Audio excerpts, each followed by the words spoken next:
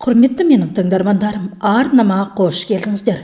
Бүгін жаңа фильм. Бірінші бөлімі Гүлдер сыры.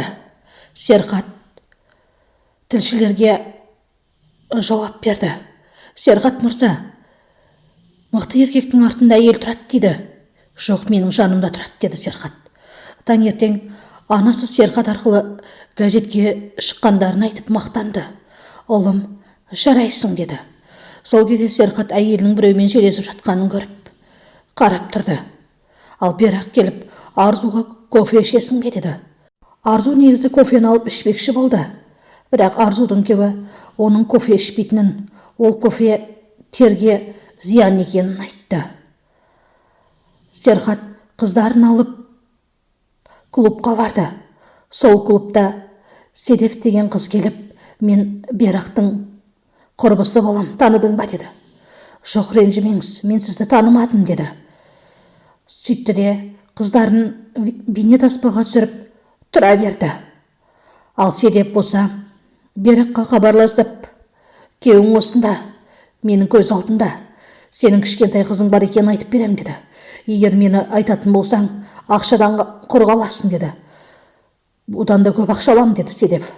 Шындықты айтатын болсам, сенің беретін ақшаңнан да көп ақша алам деді.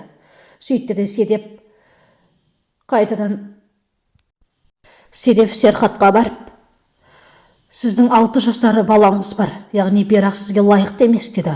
Оның осыдан 6 жыл бұрын бір ауруханада босанғанын білем. Жеке ақылы ауруханада деді. Ал сол кезде Серғат қатты ашуланып кетіп, күзетшілерді шақырып, мына қызды шығарып жіберіңдер деді. Керек болсам хабарласыңыз деп Седеф, мен кетіп бара жатырмын деп кете барды. Ал Серғат болса Бераққа хабарласып, сенің Седеф деген құрбың маған келіп, сенің 6 жасар қызың бар екенін айтты. Ол рас па деді. Ал Берақ болса не болған түсінбей, тынысы тарылып, телефонды өшіріп тастады. Бірақ хабарласқанда алмады.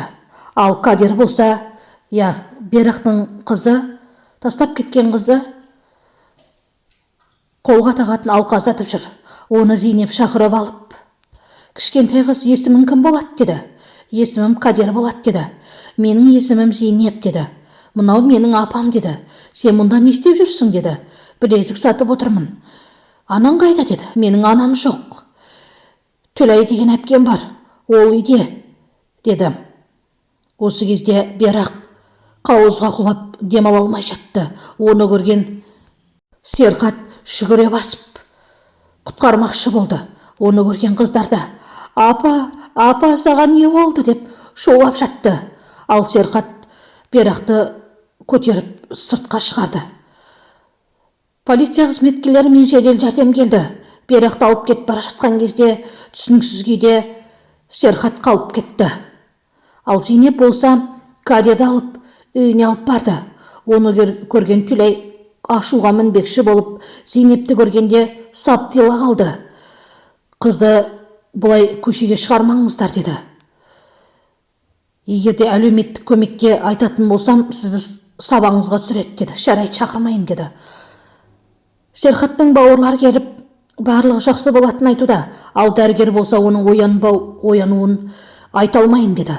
Сіз не деп тұрсыз деді қызы. Апам оянбай қалуы қалай деді. Осы кезде Берақты дәрігерлер жансақтау бөліміне орналастырып жатыр. Үй іші барлығы айнадан қарап тұрды. Түлей келіп Зейнепті алдамақшы болды. Кеше мен Кадирді іздеп таппадым. Сөйтсем, сіз әкеп тұрған соң қатты ашуға міндім деді. Ол ойнауға кеткен деді. Жоқ, маған Кадир білезікті сатпай үйге келме деп айтты деді. Фильмнің жалғасы бар.